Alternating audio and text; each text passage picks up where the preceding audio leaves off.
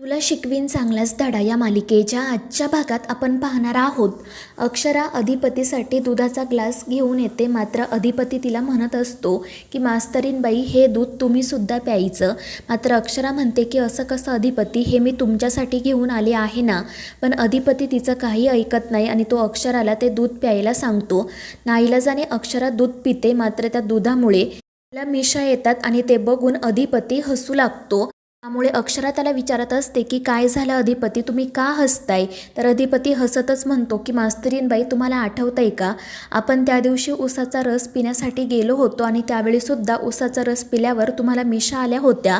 आताही तेच झालं आहे. आणि ते ऐकून अक्षरा हसू लागते. तर अधिपती म्हणतो की मास्तरीनबाई, तुम्ही खरंच कधी कधी लहान मुलांसारखं वागता.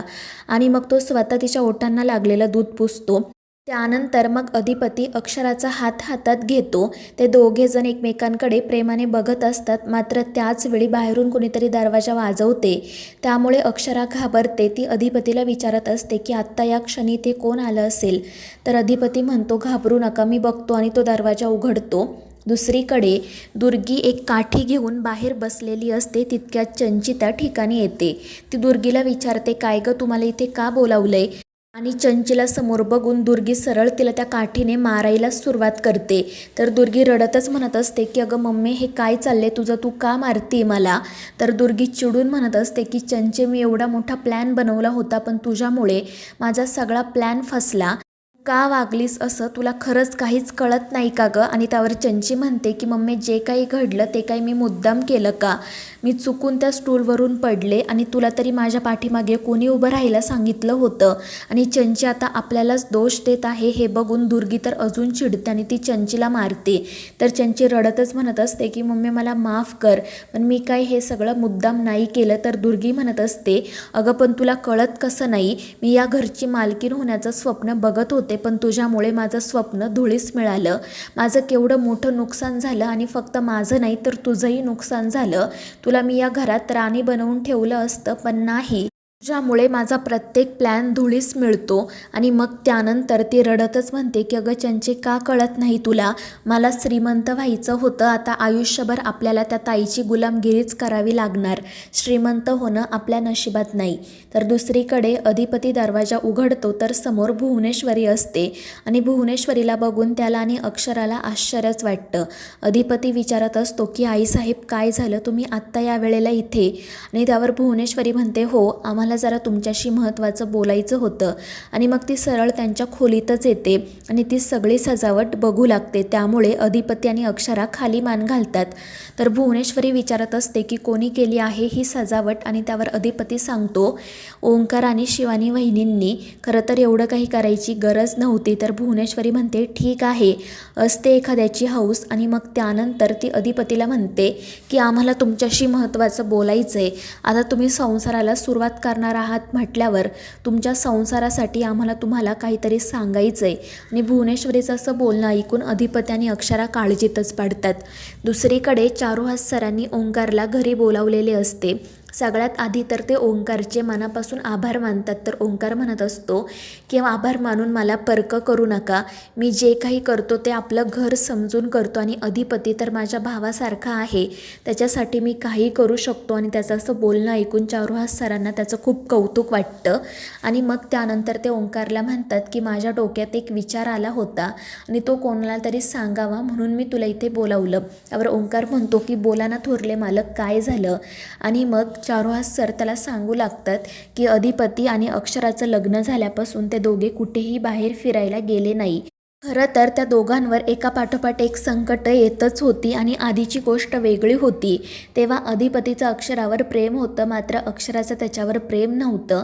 मात्र आता तिचंही अधिपतीवर मनापासून प्रेम आहे. त्यामुळे मला असं वाटतं की आपण त्या दोघांना कुठेतरी बाहेर फिरायला पाठवायला हवं. आणि त्यावर ओंकारही आनंदाने हो म्हणतो. दुसरीकडे अधिपती भुवनेश्वरीला विचारत असतो की आईसाहेब, नक्की काय झालं आहे आम्हाला सांगा, तुम्हाला कोणी काही बोललं का, किंवा फॅक्टरीमध्ये काही प्रॉब्लेम झाला का. आणि त्यावर भुवनेश्वरी म्हणते की किती प्रश्न विचारत आहे, आणि खरं तर असं काही घडलं नाही, आम्हाला तुमच्याशी एका वेगळ्याच विषयावर बोलायचं आहे. आणि त्यावेळी अक्षरा म्हणते की मॅडम जे काही असेल ते प्लीज तुम्ही स्पष्टपणे बोला ना. आणि त्यावर भुवनेश्वरी म्हणते ठीक आहे, पण इथे नाही तर खाली. आणि ती त्या दोघांना तिच्या पाठोपाठ हॉलमध्ये यायला सांगते. अधिपती आणि अक्षरा मात्र खूप घाबरलेले असतात. तर दुसरीकडे चारुहास सर ओंकारला सांगत असतात की तू एक काम कर, फिरण्यासाठी काही चांगली ठिकाणं शोधून ठेव आणि मग त्यांच्याबद्दल मला सांग आणि मग आपण बुकिंग करूयात. आणि अधिपती अक्षराला 7-8 दिवस तिकडे पाठवूयात. त्या दोघांनाही छान वाटेल. मात्र मी जर अधिपतीला हे सांगायला गेलो तर तो माझं ऐकणार नाही. त्यामुळे तूच हा सगळा प्लॅन बनव. आणि त्यावर ओंकारही आनंदाने हो म्हणतो. दुसरीकडे भुवनेश्वरी अस्वस्थ होऊन फेऱ्या मारत असते. आजी तिला विचारत असते की काय झालं, तू त्या दोघांच्या खोलीत का गेली होती. पण भुवनेश्वरी काही सांगत नाही. तितक्यात चारुहास सर आणि ओंकार त्या ठिकाणी येतात. भुवनेश्वरी ओंकारला बोलावून घेते आणि त्याला विचारते की आत्ता या वेळेला तू इथे कसा. आणि त्यावर ओंकार सांगतो की मी अधिपतीला भेटायला आलो होतो. त्यामुळे भुवनेश्वरी रागातच त्याच्याकडे आणि चारुहास सरांकडे बघू लागते. त्यामुळे ओंकार घाबरतो. तर भुवनेश्वरी म्हणत असते की आत्ता या वेळेला अधिपतींना भेटायचं काय काम. तर चारुहास सर मध्येच म्हणतात की आला तो अधिपतीला भेटायला, तुला काही प्रॉब्लेम आहे का. आणि तितक्यात अधिपती आणि अक्षरा त्या ठिकाणी येतात. ओंकारला बघून त्या दोघांनाही आनंद होतो. अधिपती त्याला विचारत असतो की अरे ओंक्या, तू आत्ता इथे कसा. तर ओंकार सांगतो की काही नाही भावा, मी तुलाच भेटायला आलो होतो. कशी वाटली तुला सजावट. आणि त्यावर अधिपती म्हणतो की खरंच खूप भारी आहे. अक्षरासुद्धा ओंकारचं कौतुक करते. मात्र त्यावेळी भुवनेश्वरी म्हणते की आता आभार प्रदर्शन बास झालं. आणि मग ती ओंकारला सांगते की जा निघ इथून. आणि तिचं असं बोलणं ऐकून सगळ्यांनाच वाईट वाटतं.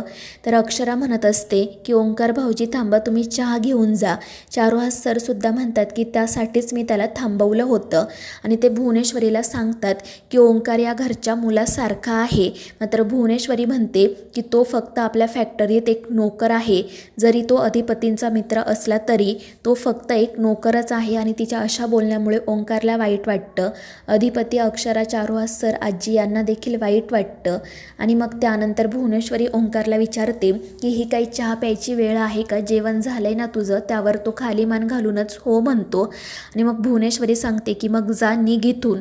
आणि त्यामुळे ओंकार तेथून जाण्यासाठी निघतो. तर अक्षरा त्याला सोडण्यासाठी बाहेर जाते. भुवनेश्वरी ओंकारसोबत जे काही वागलेली असते त्यामुळे तिला खूप वाईट वाटत असतं आणि ती ओंकारची माफी मागते. तर ओंकार म्हणत असतो की तुम्ही माफी मागू नका, तुमची काही चूक नाही. आणि त्या अधिपतीच्या आई आहेत म्हटल्यावर माझ्यासुद्धा आईसारख्याच आहे. त्यामुळे मी मनाला लावून घेतलं नाही. आणि मग तो तेथून निघून जातो. तर मित्रांनो, या मालिकेच्या पुढील भागांमध्ये आपण पाहणार आहोत भुवनेश्वरी अक्षरा आणि अधिपतीला म्हणत असते की आता तुम्ही तुमच्या संसाराला सुरुवात करणार आहात. मात्र त्यासाठी कुबड्या घेऊन संसार करायची काही गरज नाही. मात्र ती नेमकी काय बोलते हे त्या दोघांनाही कळत नाही. आणि मग भुवनेश्वरी अधिपतीला सांगते की आता आम्ही तुम्हाला एक चॅलेंज देणार आहोत. तर मित्रांनो, या मालिकेच्या पुढील भागांच्या अपडेटसाठी आपल्या चॅनेलला सबस्क्राईब करा.